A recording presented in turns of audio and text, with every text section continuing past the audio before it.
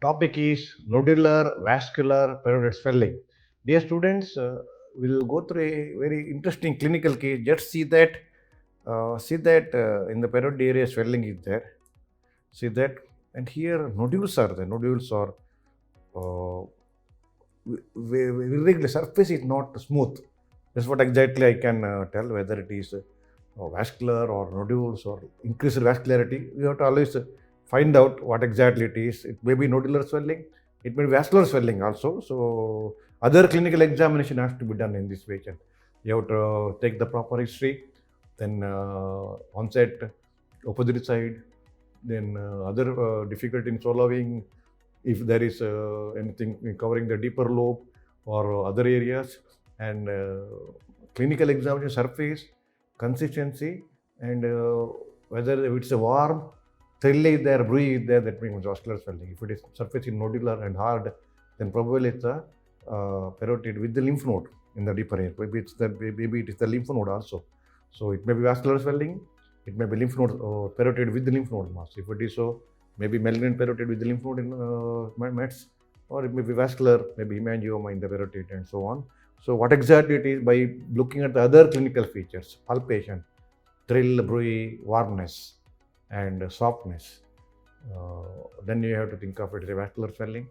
Otherwise, only nodular with no thrill, no bruise, no soft, hard only, think of it as a malignancy, probably neoplastic etiology, probably because the parotid tumor is there with the neck lymph nodes involving as a secondaries. Other thing possibility you have to think of as a tuberculosis. Entire thing is a tuberculosis pathology, not uncommon, especially in a developing country. So all different features. Another thing you have to think of is a lymphoma involving the parotid and neck lymph node. So maybe NHL type, so non-Hodgkin's lymphoma type. So all the different possibilities you have to think of in this. So the left side parotid swelling, large swelling is there, nodules, vascularity is there. You have to confirm, of course, by looking at that. You have to palpate the patient entirely, oral cavity you have to examine, other side neck you have to examine, other salivary regions, parotid, subundus salivary gland, other areas have to check. Oral cavity examine. Remember, any neck swelling, oral cavity should be examined. Any oral lesion, neck should be examined. That's a dictum, always. And suppose you think suspecting lymphoma, then axillary area, abdomen, retroperitoneal, abdominal parotic lymph nodes, inguinal lymph nodes, iliac lymph nodes, then popliteal lymph nodes, epitrochlear lymph node here, epitrochlear lymph node. Of course, axillary lymph nodes are there. Then bone, sternal tenderness, sternal pain tenderness. So systemic examination, lungs, liver, and splenomegaly for lymphoma. So other systemic examination, bone pain, tenderness in the spine, all other things also should be examined. So entire proper systemic examination also important when you suspecting such things. It could be vascular lesion like hemangioma. So whatever things I have told already. So neck nodes and systemic examination should be done. That's also important. So everything, examination is very, very important in such patient. Proper clinical examination. Clinical examination, clinically detailed exam, clinical detailed examination is very, very important. So I have a proper. So lymphoma, remember, secondaries, parotid swelling with the secondaries, probably neoplastic, malignant, lymphoma, NHL type, probably tuberculosis, parotid with a vascular lesion like hemangioma, if it is a thrill, bruise, soft and warmness. So, or compressibility, the hemangioma or compressibility. And when nodules appear, is probably thrombosis occurs, nodules can occur. So that's why we should be able to explain these things, why it is so, and give a differential diagnosis. What is important, why I want to stress is examine properly. That's important thing. So evaluation is important. I said CT, neck, MRI, angiogram, CT guided biopsy, blood pan, parodotomy if it is tumor, if it is a vascular lesion, angiogrammic embolization, maybe embolization, then we can always go for excision when it strings. So depending on your final diagnosis after a proper evaluation, you plan the treatment, whatever it is. So please go through my manual of surgery and clinical method surgery for proper examination of salivary gland, especially parotid. It's a long or short case in the exam for both UGs and PGs, and detailed methodology is there, examination in my clinical book, and also detailed discussion about the management of parotid diseases or salivary gland diseases in my manual. It is there. Always you can go through that topics for detailed examination, detailed understanding of the subject.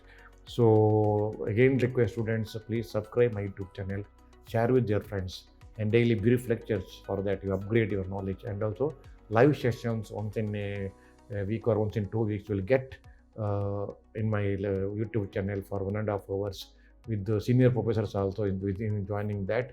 Somebody will be presenting live case discussion with the management aspects, everything very very useful for you. So if you join live session, you'll get certificate also, it will be useful for your future. So again, request to subscribe my YouTube channel, share with your friends. So answer the MCQ, students. I'll acknowledge your answer. Put it in the comment box. You'll get the answer later. So select test is A, B, C, D. So find out what exactly it is. Put the right answer. So Warthin's tumor is pleomorphic adenoma of the parotid, adenolymphoma of the parotid, Hodgkin's lymphoma of the parotid, carcinoma parotid. Find out the right answer and put it in the comment box. I'll acknowledge your answer.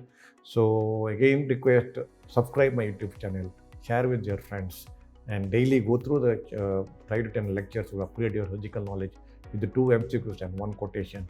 And also join live session at regular interval for your increased clinical application and decision making when it comes to in a practical exam. That will be very very useful. So quotation of the day, students: respect yourself and your efforts. That's what you do, you should enjoy it, and also respect what you don't get demoralized. Don't be inferior about yourself. Always be proud of yourself for what you are doing. That's what that is very very useful in surgery, because unless you respect your work and proud of yourself, you will not be able to treat surgical patients. Decision making will be difficult. So that's what exactly it says. Again, request students join my YouTube channel, share with your friends, join live sessions, and upgrade your surgical knowledge. Students, I hope you understood this lecture very well. Thank you so much.